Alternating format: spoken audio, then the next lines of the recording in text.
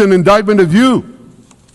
It's an indictment of weak-kneed leaders who appease evil rather than support a nation whose brave soldiers guard you from the barbarians at the gate. They're already penetrating your gates. When will you learn? You can't appease your way out of jihad, and you won't escape the Islamist storm by sacrificing Israel. To overcome that storm, you have to stand with Israel. But that's not what you're doing. As the prophets of Israel foretold in the Bible, you've turned good into evil and evil into good. Now I want to drill down on this. Take the false charge of genocide. Israel is accused of deliberately targeting civilians. Ladies and gentlemen, the opposite is true. The head of urban warfare studies, Colonel John Spencer, he's perhaps the world's greatest expert on urban warfare. And he says, Israel is applying more measures to minimize civilian casualties than any military in history. And because we're doing that, the ratio of non-combatant to combatant casualties is less than 2 to 1 in Gaza. That's an astoundingly low ratio, lower than NATO's wars in Afghanistan and Iraq, especially when you consider that Gaza is one of the most densely populated urban areas on Earth. It has hundreds of miles of terror tunnels underground, and it has countless terror towers above ground, and thousands of terrorists embedded in the tunnels and in these towers in civilian areas. If you want to see what measures Israel takes to avoid civilian casualties in this war, just look at what we're doing now in Gaza City, the last Hamas stronghold, one of the 2 last strongholds. For 3 weeks, Israel dropped millions of leaflets, sent millions of text messages, and made countless phone calls urging civilians to leave Gaza City before our military moves in. At the same time, Hamas implants itself in mosques, schools, hospitals, apartment buildings, and tries to force those civilians not to leave, to stay in harm's way. And it often threatens them at gunpoint if they try to do so. For Israel, every civilian casualty is a tragedy. For Hamas, it's a strategy. Hamas uses civilians as human shields and as props in its sick propaganda war in Israel, against Israel, a propaganda war that the Western media buys hook, line, and sinker. Now, despite Hamas's threats, close to 700,000 Gazans, almost 750,000, have already heeded our calls and moved to safe zones. Now I want to ask you a simple question, a simple, logical question. Would a country committing genocide plead with the civilian population it is supposedly targeting to get out of harm's way? Would we tell them, get out, if we want to commit genocide? We're trying to get them out. And Hamas is trying to keep them in. And this charge is so baseless. The comparison to genocide, wholesale slaughter of populations. What, did the Nazis ask the Jews to leave, kindly leave, go out? Did others, you want me to name all the genocidal leaders of history? Just go one by one. Did anyone do this? Did they say, get out so we can come in? Of course not. So the truth has been turned on its head. Hamas, a genocidal terrorist organization whose charter calls for the murder of all Jews on the planet. This genocidal organization is given a pass. It's barely mentioned. While Israel, which does everything it can to get civilians out of harm's way, Israel is put in the dock. What a joke. You want to hear another one?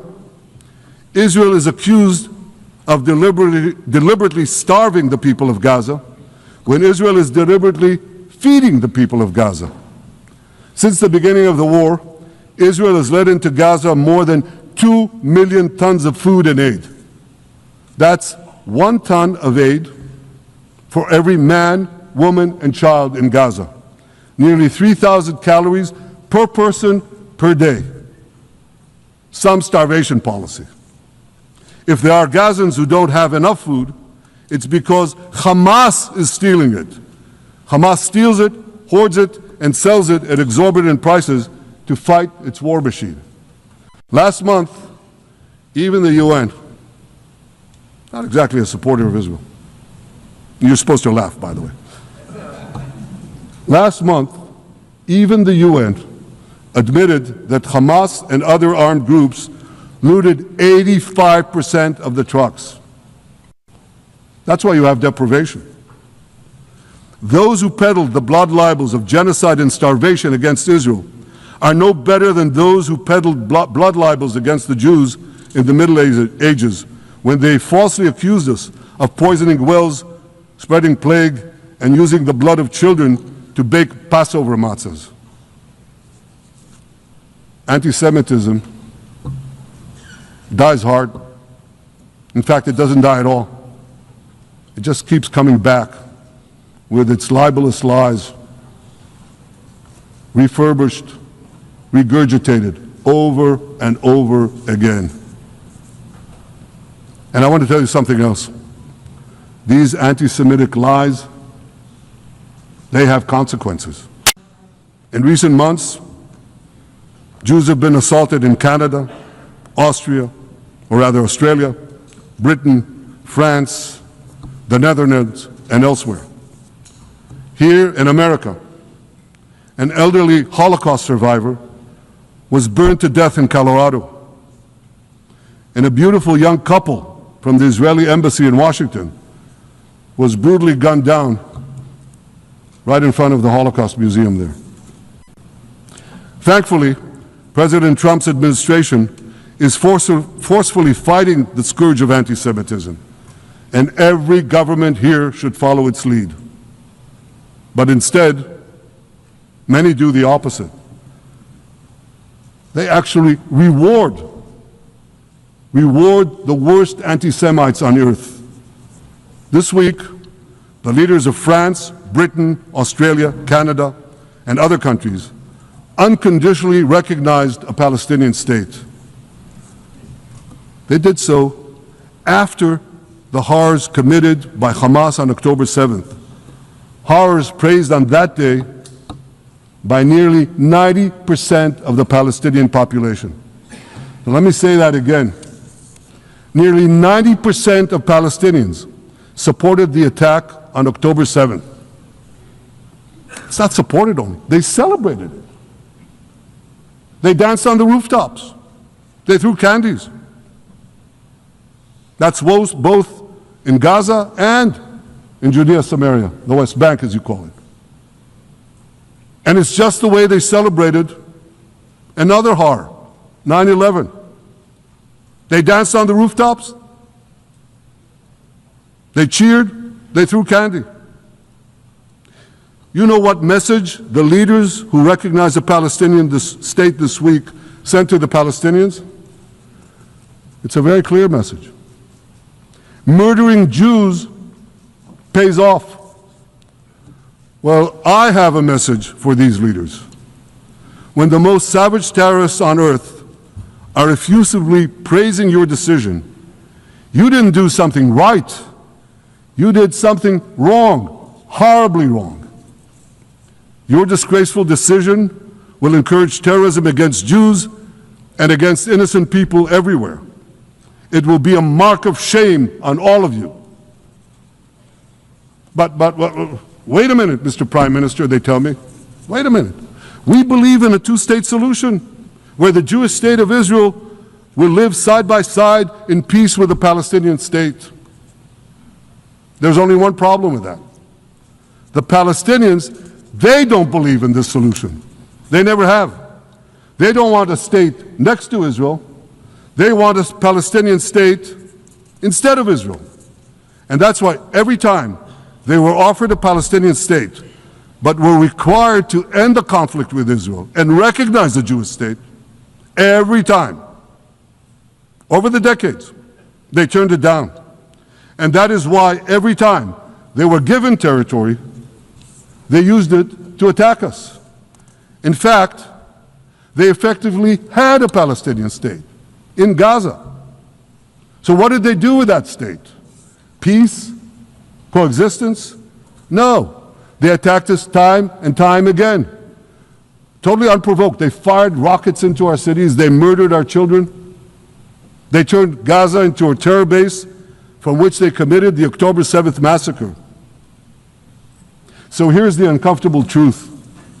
The persistent Palestinian rejection of a Jewish state in any boundary is what has driven this conflict for over a century. It is still driving it. It's not the absence of a Palestinian state. It's the presence and existence of a Jewish state. And I find it amazing that the foreign chancelleries and the ministries and all those who pontificate about this, and the leaders, how can they not see this basic truth when it is repeated again and again and again ad nauseum? And I want to say something else. This rejection of a Jewish state not only applies to Hamas, it also applies to the so-called moderate Palestinian Authority. You should know that the Palestinian authorities pays terrorists to slay Jews. The more Jews the terrorists slay, the more the Palestinian Authority pays. The Palestinian Authority names its government buildings, its public squares, its schools, after the mass murderers of Jews, which they glorify as martyrs. They pay and glorify not just the killer of Jews, but also killers of Christians. Christians like Taylor Force, an American veteran who was brutally murdered in Israel by Palestinian terrorists. But, that I hear from the Western leaders. They tell me, the PA promised us it will reform. And I know this time, Prime Minister, it will be different. Yeah, right. We've heard these promises for decades. They always promise. They never deliver. Because you see, the Palestinian Authority is corrupt to the core. They haven't held elections in 20 years. They use the same textbooks as Hamas, exactly the same textbooks. They teach their children to hate Jews and destroy the Jewish state. And Christians don't fare much better. When Bethlehem, the birthplace of Jesus, was under Israeli control, 80% of its residents were Christians. But since the PA took control, that number has dwindled to under 20%. These are the people you want to give a state to? What you're doing is giving the ultimate reward to intolerant fanatics who perpetrated and supported the October 7th massacre. Giving the Palestinians a state 1 mile from Jerusalem after October 7th is like giving Al-Qaeda a state 1 mile from New York City after September 11th. This is sheer madness. It's insane, and we won't do it.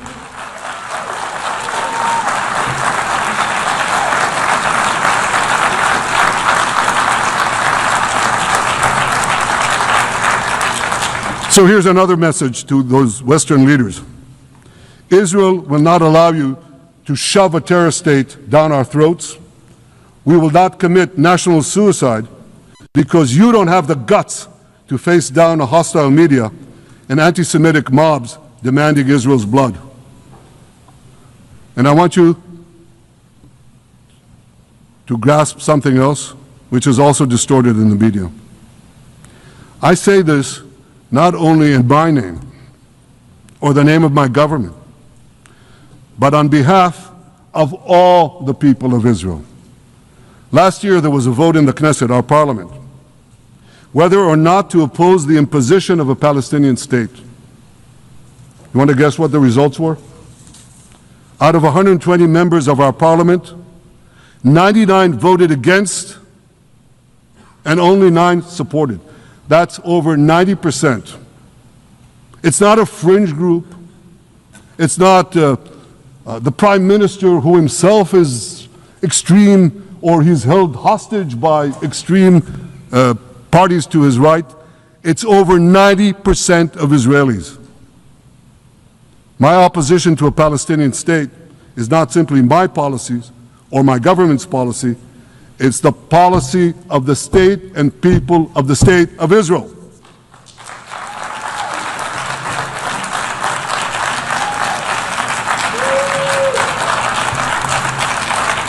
Western leaders may have buckled under the pressure. And I guarantee you one thing, Israel won't. Israel's victories over the Iranian... Thank you, I know you won't too, that's good. Israel's victories over the Iranian terror axis have opened up possibilities for peace that were unthinkable. Guess what? 3 hours. In just 3 hours, I learned how to use ChatGPT and AI tools that have made me a star performer in my company. Now I can create 1 month's Instagram posts like these in 5 minutes, make complex Excel reports like these in 5 minutes, create stunning PPTs like these, right from the content to these professional looking slides in less than 15 minutes, write time consuming codes like these in less than 2 minutes, and so much more. That too without any prior AI or technical knowledge. And now you can do the same by joining the 3-hour ChatGPT and AI tools workshop by P10X that changed my life.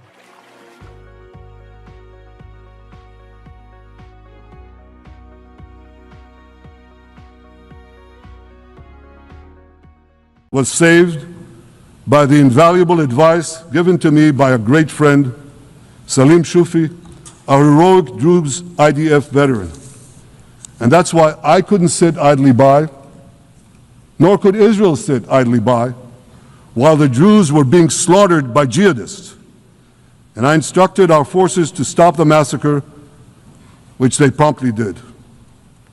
Peace between Israel and Lebanon is possible as well.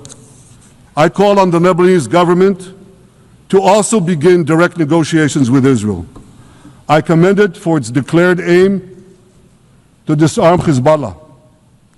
But we need more than words. If Lebanon takes genuine and sustained action to disarm Hezbollah, I'm sure we can achieve a sustainable peace. Of course, until that happens, we will take whatever action we need to defend ourselves and to maintain the conditions of the ceasefire which was established in Lebanon. Our goal is not merely to monitor Hezbollah's actions, but to prevent them from violating the ceasefire and attacking us at any time. But I'm sure that if the Lebanese government persists in its goal of disarming Hezbollah, peace will come very speedily and very readily. Victory over Hezbollah has made peace possible with our two Arab neighbors in the north. Victory over Hamas will make peace possible with nations throughout the Arab and Muslim world. Our victory would lead to a dramatic extension and expansion of the historic Abraham Accords, which President Trump brokered between Arab leaders and myself 5 years ago. And I took note, as I'm sure you did too, of the encouraging words spoken here by the President of Indonesia. This is the country with the largest Muslim population of all nations. And it's also a sign of what could come. Forward-looking Arabs and Muslim leaders know that cooperating with Israel will provide them with groundbreaking Israeli technologies, including in medicine and science, in agriculture and water, in defense and AI, and so many other fields. I believe that in the coming years, the Middle East will look dramatically different. Many of those who wage war on Israel today will be gone tomorrow. Brave peacemakers will take their place. And nowhere will this be more true than in Iran. The long-suffering Iranian people will regain their freedom. They will make Iran great again. And our two ancient peoples,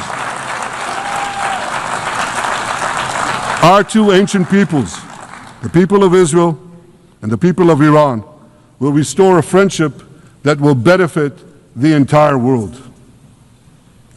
Ladies and gentlemen,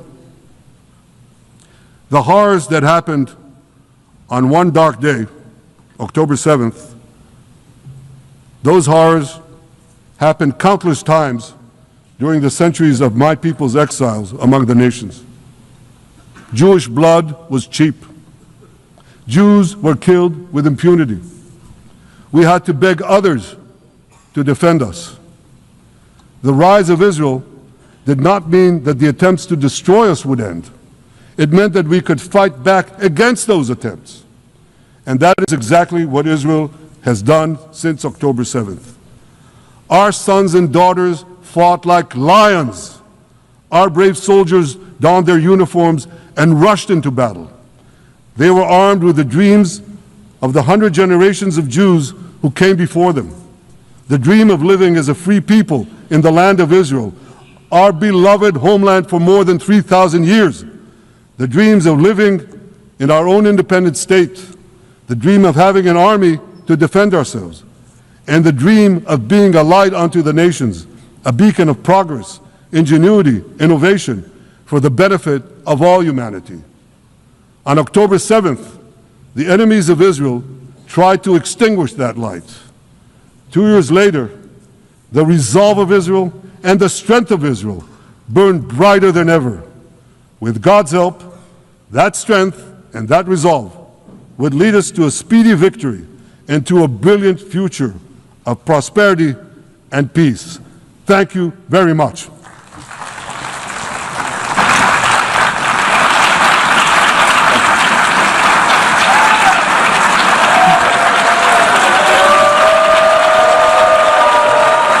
On behalf of the Assembly, I wish to thank the Prime Minister of the State of Israel.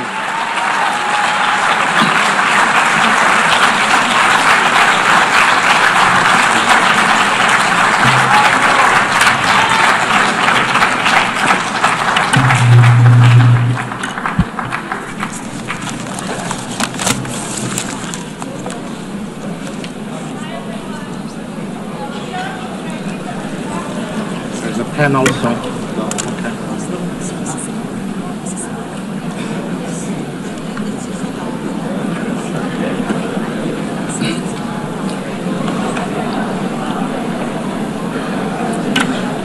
Fine.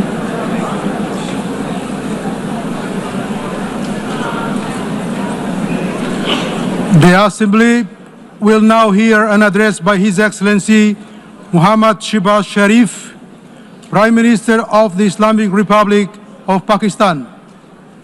I request protocol to escort His Excellency and invite him to address the Assembly.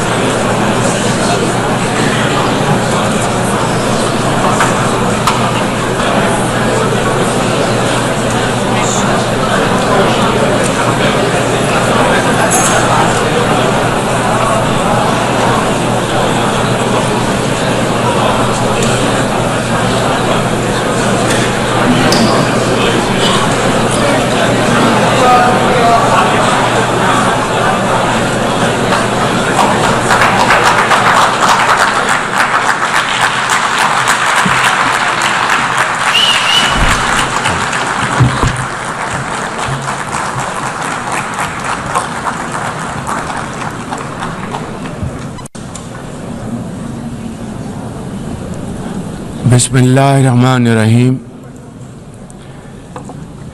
लैसल Birra अन तवल्लु वजूहकुम क़िबलल मशरिक़ी वल मग़रिबी वलाकिन्नल बिर्रा मन आमना बिल्लाहि वल यौमिल आखिर